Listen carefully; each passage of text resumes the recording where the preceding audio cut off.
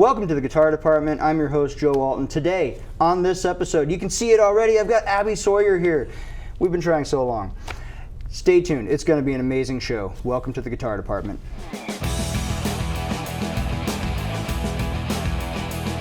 And we are back, and I'm sitting here, finally, with the one and only Abbie Sawyer. Abbie, thank you so much for being here. It's such an honor. Thank you so much for having me, Joe. We've been trying for so long. I know. This is the day. The show. Yeah, we finally made it. This is the day. I'm so happy about this. Totally. And we have got so much to talk about. Yeah. Let's just jump right into it. This is the Guitar Department.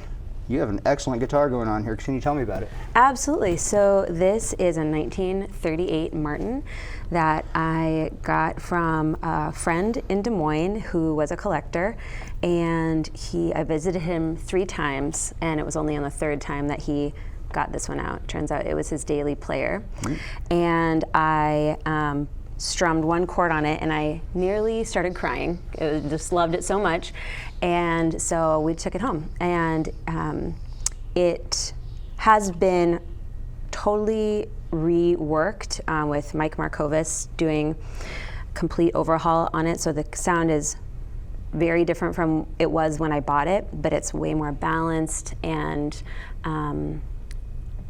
very resonant and doesn't lose sound from the back. So anyway, that's what this guitar is. It's almost 100 years old. Wow. Yeah, mahogany. Parlor size. That is absolutely incredible. I want to back up a little bit, though. You mentioned that this was this person's daily player guitar, yes, and that you were just like, and then we walked home with it. And so I feel like there's a story that got sort of yada yada'd there. Yeah, well, this friend, he said, I just love vintage guitars so much. If I could cook them up and put them in a spoon and like shoot them up, I would. He would just like had so many, and he was a delight of a person, and he could see in me from describing what it was I was looking for, what I was on the hunt for. I think he could just see, like, I actually know what she would really want and what she would connect with. And so it was obviously a huge honor that he sold me this guitar, because he is in a lot. He recently passed. So when I say was, he passed recently. And so even more of an honor that I get to carry it on and play it and record on it and all those things. But he was in all these Facebook groups for vintage guitars, and he's like, oh, there's a guy who offered me double for it, but I just want you to have it, and I want you to take good care of it and love it and play it. Don't put it in a case and keep it in the basement. Like, it needs to be played. So that is what I'm doing. I was going to say, I feel like you've honored that guitar quite well, actually. Yeah. That's a great story. So he just sort of gave it to you because you felt like you deserved it. Well, let's be clear, I paid for it. Well, yes, okay. Yeah. I still paid for it, but he gave me a great deal. Sure. And to know that, I mean, since he passed, his guitar collection has been, distributed among other collectors. That we got to have that exchange when he was still here was pretty cool. Yeah, that is good. This community suffered a lot of loss lately, I've noticed. Yeah. But I wanted to talk on a brighter note here. You have a new album out. Yes. Persimmon. Yes, definitely. We were talking off camera. Most people don't know what a persimmon is. What is a persimmon?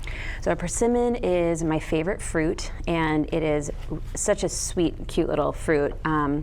It has kind of a square shape, although it's very, very round. There are 4 symmetrical leaves on the top, and when you cut it open, the bright orange of the outside continues all the way through to the center, and it has this wonderful flesh that is kind of like an apricot, but a little bit more firm.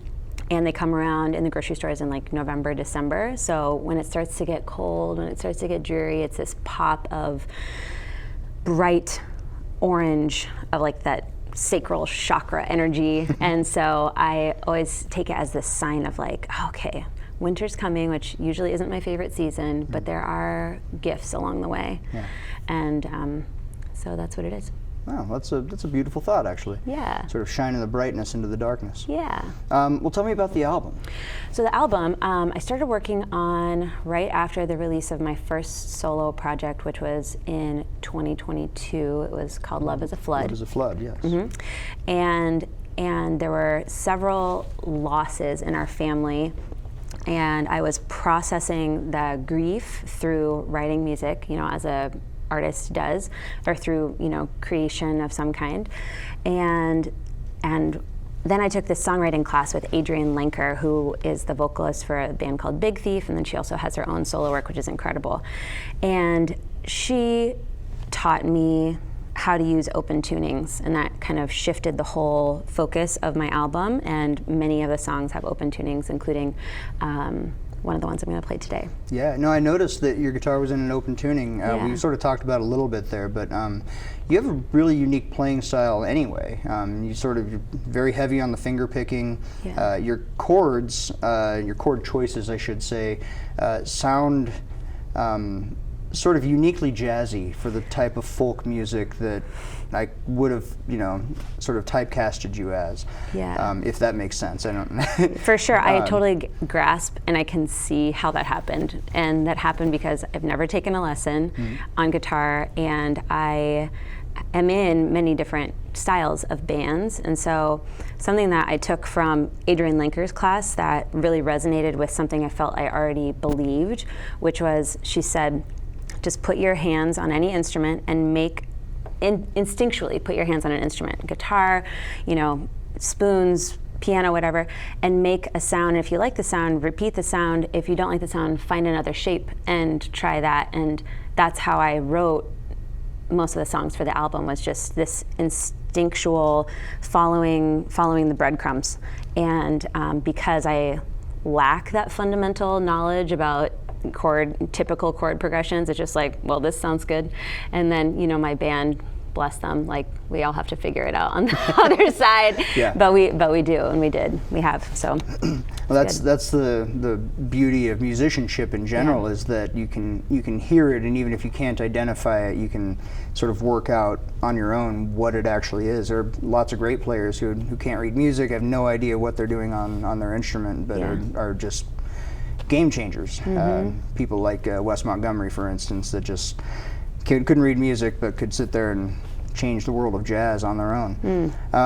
In your case, the open tuning thing is sort of a unique perspective on it, because I've always thought the same thing. And I'm a pretty well-educated guitar player. There are certainly better educated guitar players out there, but I have no chord structure pretty well. I know music theory pretty well, but when you change the notes on the guitar, you have to reacclimate, and none of you can either use the shapes and see what sounds they make now that you've changed all the notes, or you can just sort of experiment and, like you said, put your fingers down, figure out what sounds good, and then figure out what sound that should go to next. Then comes the problem of communicating that to somebody who's going to play along with it, and you just sort of hope they can either hear what you're doing or that they have a firm grip on the same technique. Yes. Sort of just grabbing the guitar and figuring it out. Everybody has their own set of charts for my songs. Yeah. Speaking of your band, when we say your band, I have a list just to my right here, just to your right, that we could be talking about 4 or 5 different things here, couldn't we? Yeah. So what is your current band? I know you just put out a solo album, but do you play with a band still? Yeah. So the Persimmon Band that I've done the release shows with, and we're going to be doing another show. Our next show is November 1st at XBK. Is the same band that recorded on the album. So it's Steph Graham on bass, River Glenn on mandolin and violin. We have Lauren Ditzler on vocals and banjo. Steph also did vocals. Matt Jessen on keys, and Chris Hansen on drums. Excellent. So yeah. And some heavy hitters. Yeah. Really fun people too. So let's talk about some of your other projects then. Yeah. So we've alluded sort of to Abbie and the Sawyers along the way here. That was your first band, correct? Yeah, my first band that I started. Right. And I didn't know this. I had assumed, I told you off camera, that it was a family band. Turns out you were the only Sawyer in the group. Only Sawyer in the group.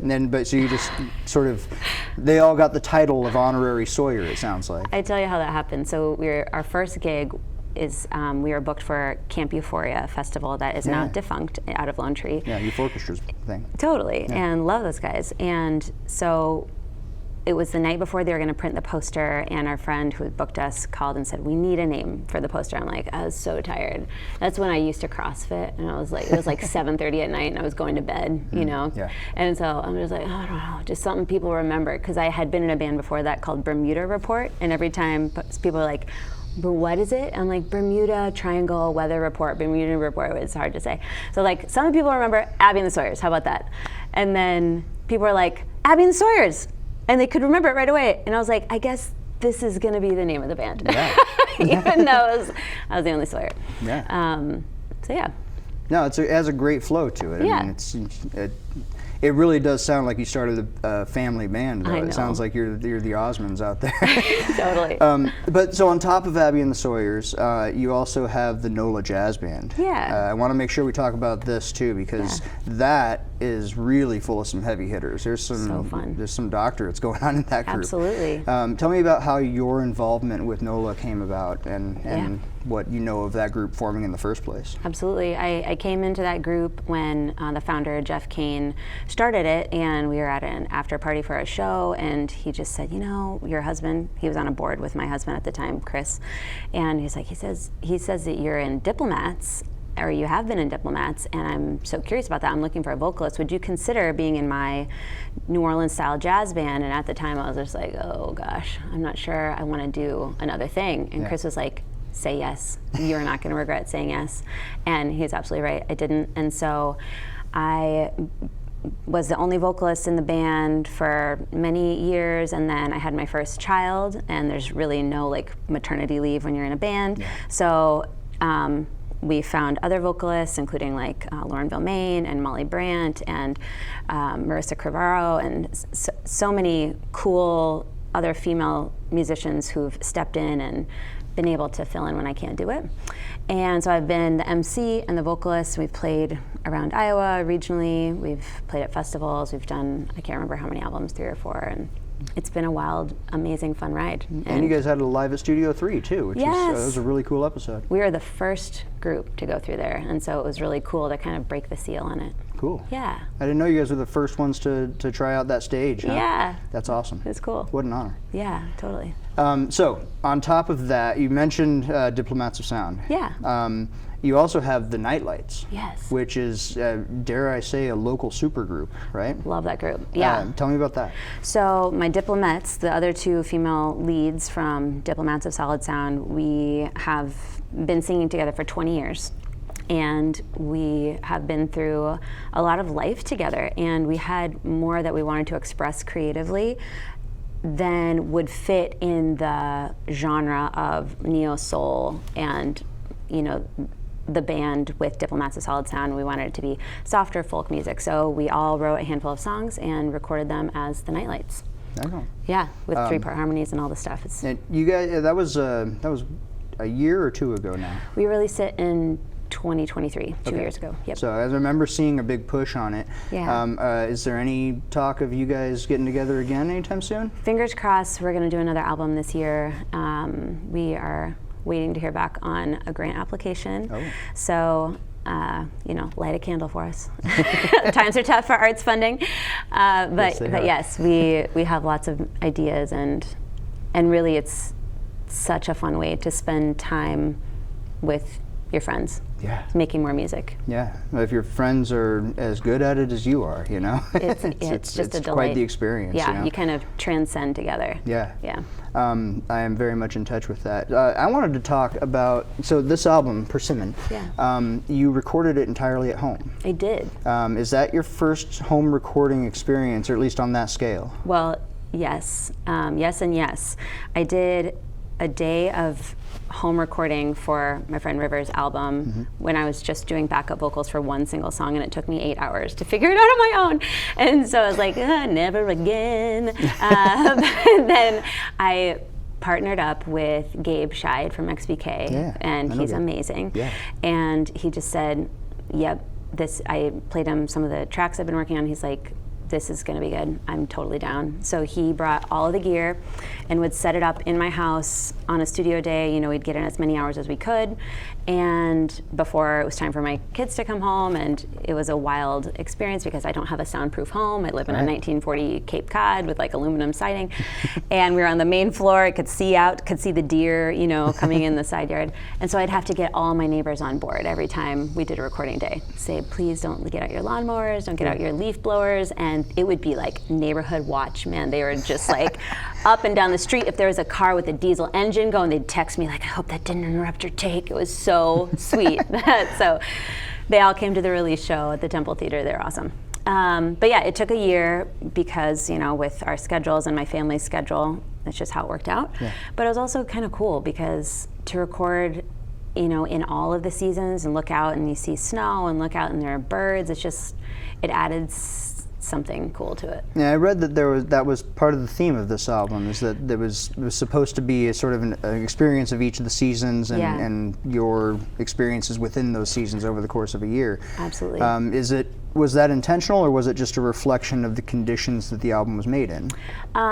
Well, the album, I call it like a grief album, so it processes a lot of just feelings about loss, grief, love, what it means to be alive, knowing that everything's going to change, and that's okay.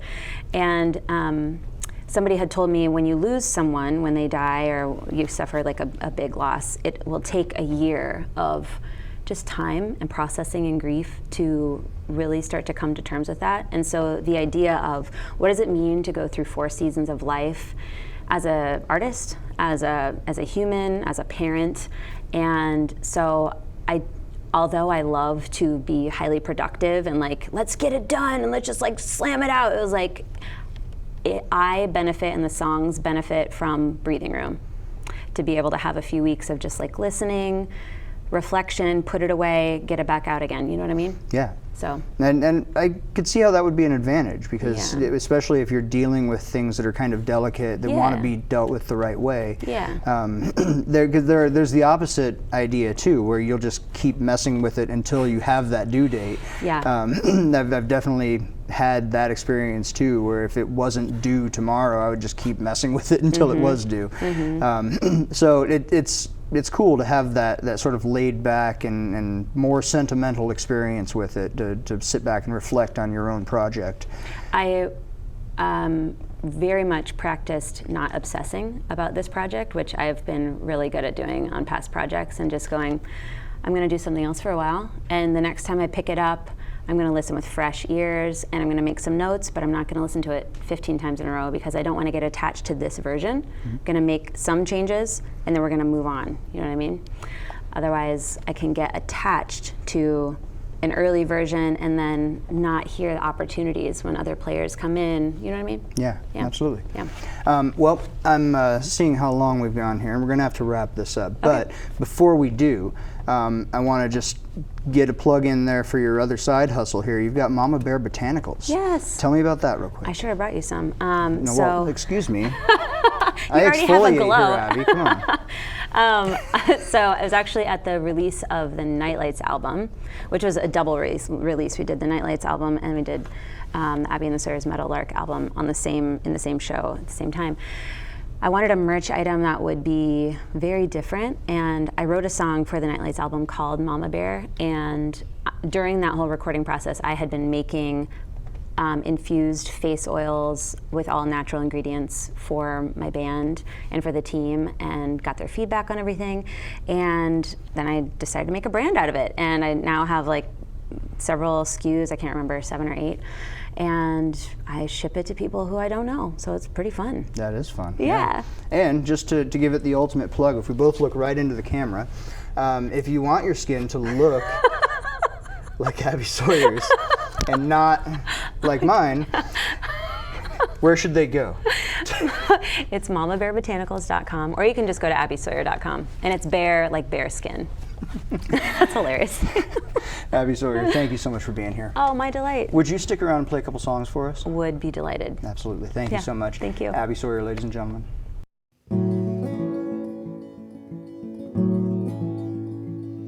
Take my coffee black, with a little dopamine, 'cause the heart is not a sample machine, and the drugstore jewelry I got from you still makes me go la la.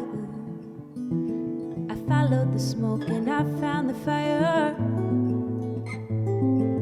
Then the wildfire got a little bit higher. What is lying and what is trying to keep dry when the water's rising? What is lying and what is trying to keep dry when the water's rising?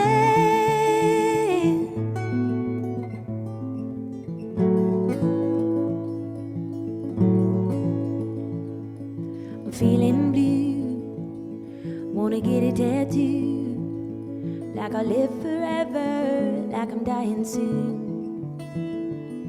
And I'm getting good at tunnel vision. If this is a drug, I want a prescription.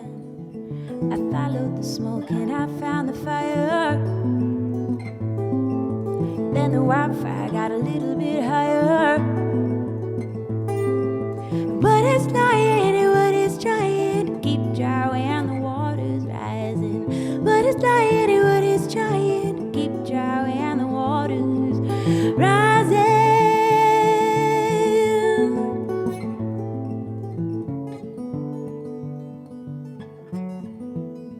But you know it ain't easy loving you, loving you, loving you, loving you.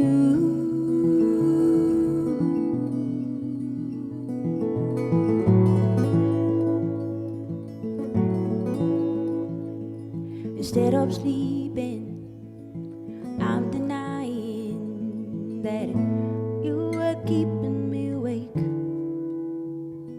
And now you're not polite, favor turned to spite, and the tremolo's back in my mind.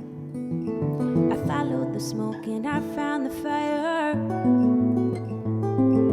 Then the wildfire got a little bit higher.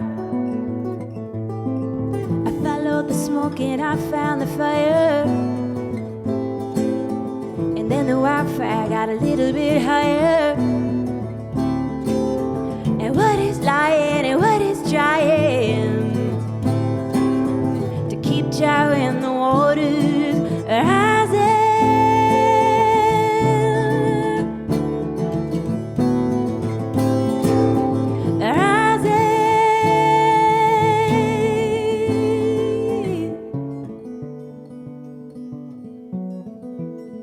But you know it ain't easy loving you, loving you, loving you, loving you.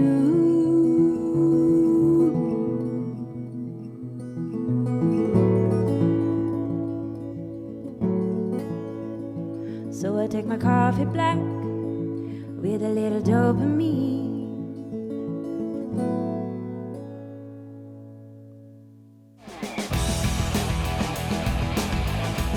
Well, thank you for tuning into the Guitar Department. I've been your host, Joe Alton. I want to thank Abbie Sawyer for being here. Abbie, thank you so much. Thank you. We finally made this happen. Please come back sometime soon. We love it.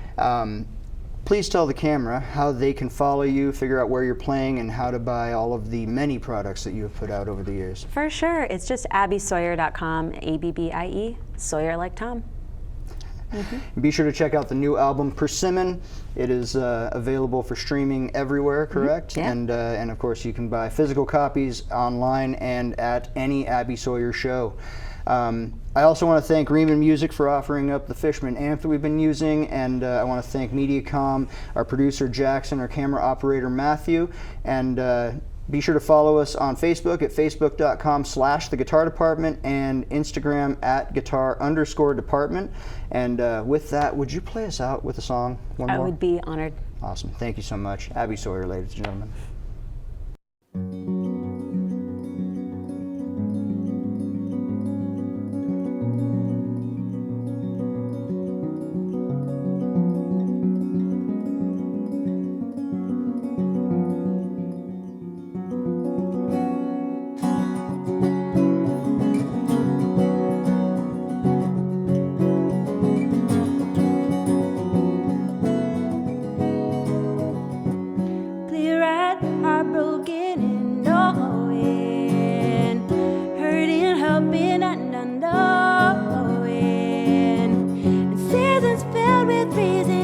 walking round the yard, smoking, talking, turning.